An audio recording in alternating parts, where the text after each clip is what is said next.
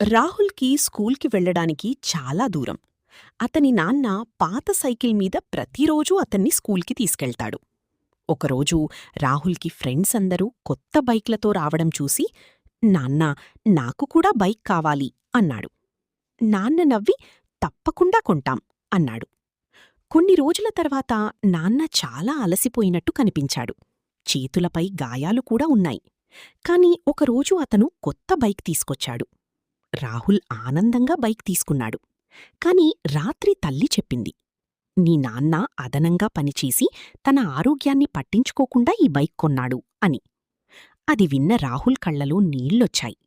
మరుసటి రోజు బైక్ను పక్కన పెట్టి, నాన్నా, మన సైకిల్ మీదే వెళ్దాం అన్నాడు. తల్లిదండ్రులు ఎప్పుడూ తన పిల్లలకి కష్టం విలువ తెలపాలి, చూపించాలి కూడా. వాళ్ళు చూస్తే బాధపడతారని చూపకుండా ఉండకూడదు.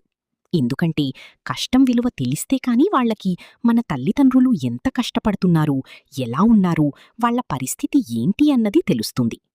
తమ కుటుంబ పరిస్థితి తెలుసుకోకపోతే అనవసరమైన ఇష్టాలు, కోరికలు పెరుగుతాయి. అదే పిల్లలకి తమ పరిస్థితి ఎలా ఉంది, ఎంత కష్టపడుతున్నారు అన్నది వాళ్లకి చూపిస్తే కనుక వాళ్లలో చాలా వరకు మార్పు వస్తుంది. డబ్బు కోసం ఆరోగ్య పరిస్థితిని పక్కన పెట్టి ఎక్కువగా నిద్రాహారాలు మానేసి పనిచేయడం వల్ల చాలా వరకు నష్టం జరుగుతుంది. ఆరోగ్యం బాగాలేకపోతే మళ్లీ సంపాదించిన అదే డబ్బు ఆరోగ్యం కోసం ఆస్పత్రులకు ఖర్చు పెట్టాల్సి వస్తుంది. ఉన్నంతలో తమ పరిస్థితికి అనుకూలంగా జీవనం సాగిస్తే చాలా వరకు బెటర్. కొంచెం అడ్జస్ట్ చేసుకోగలిగితే జీవితమంతా చాలా బ్యూటిఫుల్గా ఉంటుంది. జీవితంలో ఎవరినీ కంపేర్ చేసుకోకూడదు. మన లైఫ్ మనదే, ఇంకొకరి లైఫ్ ఇంకొకరితో. ఎవరినూ చూసి మనం అలానే ఉండాలని తమ స్థాయికి మించి అప్పులు చేయరాదు. కష్టాలు కొని తెచ్చుకోరాదు.